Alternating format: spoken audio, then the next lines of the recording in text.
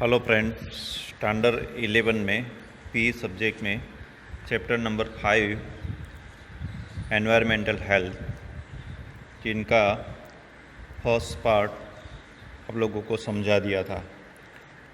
आज हम लोग सेकंड पार्ट में गार्बेज हज़ार्ड्स जिनके बारे में बताने जा रहे हैं। तो आप सब लोग जानते हैं कि अपने देश में ये जो वेस्टेज है उसका निकाल करने की बहुत सारी प्रॉब्लम हो रही है। आप लोग देखते हैं कि जितना भी कचरा निकलता है तो रास्ते पर इधर उधर देखने को मिलता है। घर में से भी कचरा निकाल के घर के बाहर रास्ते के ऊपर लोग फेंक देते हैं, और वही हैबिट जो है वो बहुत नुकसानकारक है हमारे लिए। इसके सिवा आप लोग देखते हैं कि जो रबिश है वो सिंथेटिक गार्बेज हो, pieces of cloth, plastic, paper, iron rubbish, rotted grain, chemical of industries, chemicals of harmful to environment. They invite disease. The carelessness toward cleanliness invite many disease. इसको क्या करना है? Disposal of garbage. तो इसका निकाल क्या कैसे करेंगे? तो जो गार्बेज है जिनमें वेजिटेबल्स है, लिविंग ऑफ फूड है, सॉलिड गार्बेज है, ड्राई गार्बेज है, ग्रीन गार्बेज है, as well as rubbish accumulated on road and street. This garbage is collected in wheelbarrow, dustbin, in ox cart by sweepers, and make it burn, or it is converted into manure. But if there is no proper arrangement for the disposal of garbage, then the insect develop in it. Hot and humid weather makes this process quick. Each house needs dustbin. Dustbin should be covered, otherwise insect enter in it and disease will be spread out. Rubbish should be carried away daily. Methods of disposal of garbage. तो collection of garbage, तो सबसे पहले आप लोगों ने शहरों में देखा हो कि बड़े बड़े गड्ढे होते हैं, वहीं पर कचरा डाल दिया जाता है। कितनी मात्रा में कचरा डाल दिया जाता है, और बाद में वो जगह लेवल हो जाती है और इन पर कंस्ट्रक्शन किया जाता है। तो बड़े बड़े शहरों में ऐसा होता है। यहाँ बड़ौदा में भी आप लोग देखोगे तो विश्वामित्री रिवर के पास यहाँ पर एक बहुत बड़ा होटल बन चुका है। वो गार्बेज के इसके नीचे पूरा गार्बेज था। यहाँ बहुत सारी जगह है जहाँ पर टनों टन कचरा डाल दिया जाता है। बम्बई में भी देखोगे तो ऐसे बहुत सारी जगह है जहाँ समुद्र के किनारे कचरा डाल कर वो जगह को सॉलिड दिया जाता है, और इसके ऊपर फिर कंस्ट्रक्शन करके बड़े बड़े मकान और बिल्डिंग बनाए जाते हैं। तो कलेक्शन ऑफ गार्बेज का एक प्रकार ये है। दूसरी बात, इनमें से आप मैन्योर फ्रॉम गार्बेज फर्टिलाइज़र जैसा बना सकते हैं आप। तो कचरे में से आप देखते हैं कि जो एनिमल्स के मल मूत्र है उसको अलग किया जाता है। इसमें जो सॉलिड वेस्ट है, ये जैसे कि कांच के टुकड़े हो और आयरन के टुकड़े हो, उसको अलग करके जो बाकी बचा है उसको, वो रबिश को हम लोग यहाँ मैन्योर के रूप में यूज़ कर सकते हैं। थर्ड टाइप है बर्निंग ऑफ गार्बेज। तो बहुत सारा कचरा जो हमारे ह्यूमन हेल्थ के लिए डेंजर बना हुआ है, तो वो रबिश को बर्न कर देते हैं। तो एक कौन सा कचरा बर्न करना चाहिए? जो मेडिकल वेस्ट है, क्योंकि कचरे को जलाने से तो धुआं पैदा होगा और वेदर ख़राब होगा, लेकिन मेडिकल वेस्ट होता है उसको एक बंद जगह में ले जाकर यांत्रिक साधनों से उसको जला देना चाहिए, और जिसको इंसिनरेशन कहते हैं। और जो ले जाने वाले लोग हैं उनके स्वास्थ्य को भी नुकसान ना हो, इसलिए उसको भी बहुत सावधानी बरतनी पड़ती है। हाथ में हैंड ग्लोव्स है, मास्क है, फुल बॉडी क्लोथ कवरिंग होना चाहिए, तो ही इनको नुकसान होने से बचा सकता है। और कचरा जहाँ जिसमें ले जा रहे वो गाड़ी को भी कवर कर देना चाहिए, नहीं तो नुकसान हो जाएगा। इसके बाद आता है डिस्पोजल ऑफ एक्रेटा। तो हमारे देश में ये एक बहुत बड़ी समस्या बनी हुई है कि जहाँ पर बहुत क्राउडेड रेसिडेंस है, वहीं पर लेटरिन बाथरूम की फैसिलिटीज़ अवेलेबल नहीं होती है, और वैसे लोगों जहाँ पर रहते हैं वो extract are responsible for spread and growth of family bacteria, growth of many bacteria and insect hot and humid weather.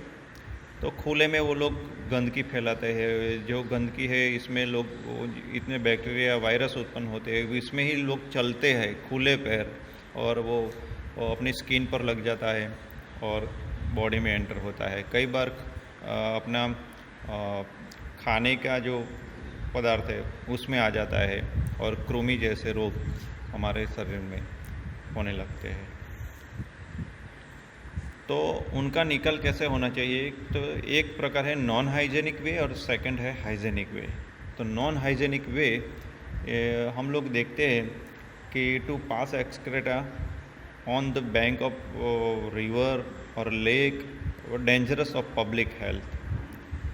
तो उनको वो लोग क्या करते हैं कि एक गड्ढा बना देते हैं, उस पर लकड़े की काना बना कर वो रख देते हैं, या तो कोई लोहे का पटरी रख देते हैं, और उस पर बैठ के वो वॉशरूम जाते हैं। इसके आसपास कंतान या कपड़ा बांध देते हैं, उसमें ही नहाते हैं, उसमें ही लेटरिन जाते हैं।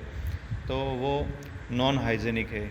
इसमें बहुत बैक्टीरिया फैलने की, वायरस फैलने के चांसेस बढ़ जाते हैं। कई बार वो गड्ढा धंस जाता है, अंदर गिर जाने के भी चांसेस रह जाते हैं। तो ये नॉन हाइजेनिक वे है और इससे दूर रहना चाहिए। लेकिन जो जहाँ पर पॉसिबिलिटी नहीं है वहीं पर हमारे देश में ऐसा देखने को मिल रहा है। सेकंड टाइप है हाइजेनिक वे। हाइजेनिक मेथड जो है तो वाटर सिल लेटरिन, आप लोगों ने देखा होगा कि ये best for disposal of excreta in rural और अर्बन पॉपुलेशन। तो वहाँ पर एक वाटर सिल लेटरिन बनाया जाता है, जिसके अंदर अपना जो मकान है, मकान के अंदर जो लेटरिन बनाया है वो लेटरिन से एक पाइप जुड़ी हुई होती है, और वो सीधे ही एक गड्ढा बनाया जाता है, कुआं बनाया जाता है, उससे जुड़ी होती है। अर्बन एरिया के अंदर ड्रेनेज सिस्टम होती है, जहाँ पर आप उससे जुड़ी होती है, जो डायरेक्ट सीधे ही यहाँ पर गटर लाइन में कचरा जाता है। तो जो वाटर सिल लेटरिन है वो कुएं में जाता है, और पानी का जो लेवल है वो पाइप में बना रहता है। और वैसे ही अपने भी वॉशरूम में आप देखोगे तो वॉशरूम का जो एक्सेक्रेटा एरिया है वो पानी से भरा हुआ होगा, ताकि उसमें से इंसेक्ट पानी से बाहर नहीं आए, और अपना जो कचरा है वो पानी से बहता हुआ वो ड्रेनेज में जाएगा। और दूसरा टाइप है उसमें कुएं में जाता है, तो खार कुआं ऐसा बोलते हैं। तो वो अपने एक्सेक्रेटा तो वो पानी के जरिए बहाकर उसको ले जाते हैं। अहमदाबाद में एक स्कूल है, उसमें उसकी डिज़ाइन तैयार होती है। सेकंड है ड्रेनेज सिस्टम। तो छोटे छोटे जो नगर होते हैं, शहर होते हैं, और बड़े शहर जो अर्बन एरिया है उसमें ऐसी सिस्टम देखने को मिलती है। तो बहुत सारा पानी इसमें जाता है जिसके अंदर से सेंद्रीय या जो पदार्थ होते हैं उनका विघटन होता है, जिसमें से एमोनिया है, मीथेन है, ऐसे वायु में परिवर्तन होता है। और ये लाइन जो है हर एक के मकान के साथ जुड़ी हुई होती है। तो वो पानी सीधा जो ड्रेनेज पाइप है, बड़ी बड़ी ड्रेनेज पाइप है, उसमें जाता है और उसमें से वो बहता हुआ पानी जो सुएज प्लांट है वो सुएज प्लांट तक पहुंचता है। सुएज प्लांट में भी इनका बैक्टीरिया या वायरस बाहर न निकले इसका ध्यान रखा जाता है और उसको कैसे कन्वर्ट किया जाए। तो सुएज प्लांट है उसको हम लोग देखेंगे कि ट्रीटमेंट ऑफ सुएज कैसे की जाती है। तो एक पद्धति ये है कि इसमें पानी को प्रॉपर फिल्टर करके हुए आगे लाया जाता है।